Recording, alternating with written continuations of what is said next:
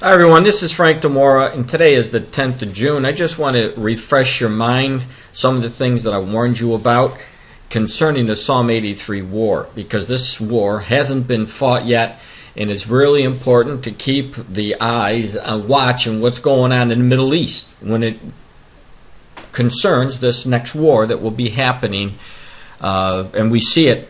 The news is showing us that it should happen rapidly. So let's go look.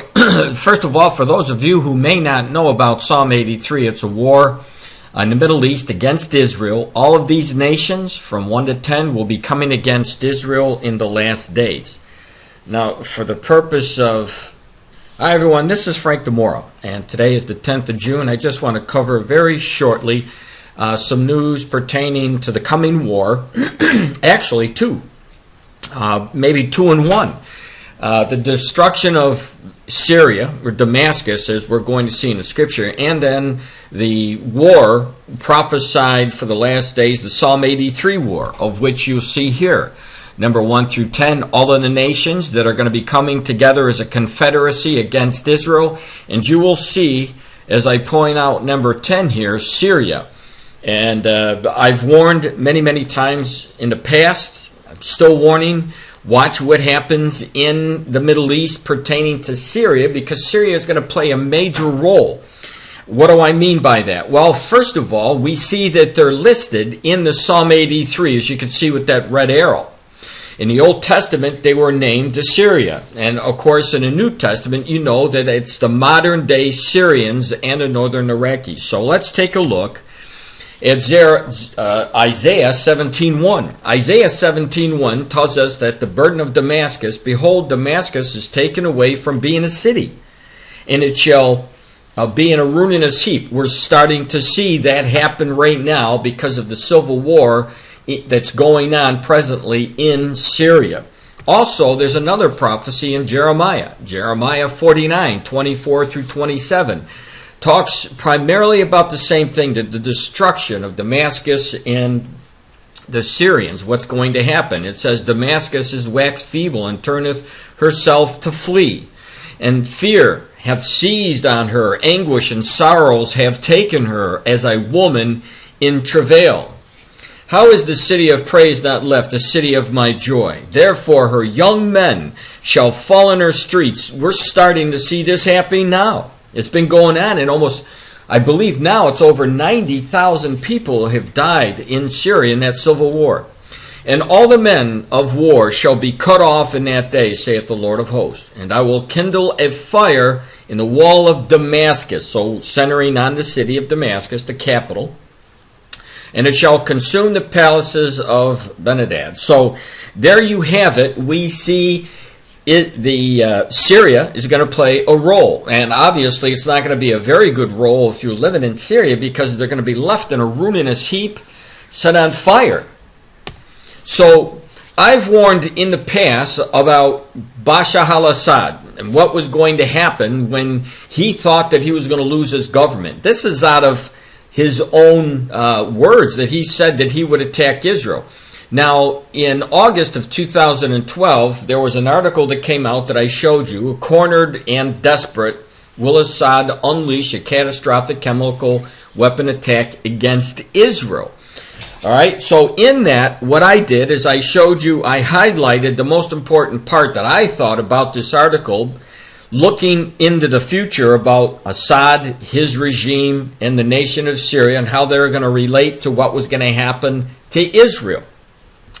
So let me blow this up for you so you can see it really easy. It says, for experienced observers believe that President Assad may be plotting a surprise attack against Israel in a desperate attempt to distract attention away from his internal troubles and transforms himself into a hero across the Arab world.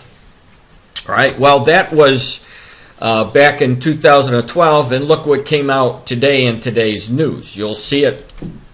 Syrian President Bashar al-Assad was quoted by the Lebanese paper, the Al-Akhbar, as saying that he is serious about opening a new front against Israel. Israel Radio reported on Monday. Now, the Syrian president reportedly said that his attack on the Golan Heights will be more extensive than a random firing of rockets at the enemy. And I'm pretty sure that what he was talking about there is what's been happening from the Gaza Strip with their rockets firing into Israel. Goes on to say Syria's attack will be well thought out and planned and will be lengthy and influential, he said. So apparently Assad doesn't know, maybe he doesn't know the Psalm 83. By his language, I would say that he doesn't know what he's in for. So if he is, let me go back here, right up to the top. If he is unaware, then maybe some of his own people should point out the Psalm 83 in the Bible. Now, I know that they don't read the scriptures. They're in the Quran. So the Quran's not going to tell him what's going to happen. But maybe people in his own nation should point out the results of Psalm 83, because Syria is going to be involved in that. Now, here's the deal. If Syria is going to attack Israel, you know very, very well that Israel is going to hit Syria massively, especially what's going on with the chemical agents that now it has been proved that Syria used on its own people. And so Israel would retaliate against any strike, and then you would have, no doubt in my mind, you would have Assad probably fill his own words, being cornered and desperate. This war may result in the destruction of Damascus, as we see by Jeremiah and Isaiah, but also it may lead into that prophecy where all of the nations will be coming against Israel. We don't know for sure, but what if one of the scenarios that could happen is Syria might decide that they were going to plan out this attack on Israel in the hopes that everyone else that it's listed in the Psalm 83 would join together with their Arab brothers and get rid of Israel. That is a possibility.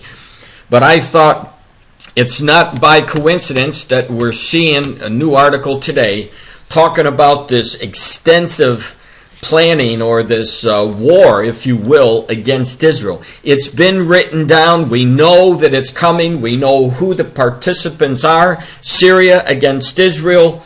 And so all I can say is watch the news, because it's getting much, much clearer, and it's getting closer and closer. And the more Assad is closed in by the rebels, the faster we're going to see the results of what's going to happen. But I'm looking for an attack by Syria on Israel.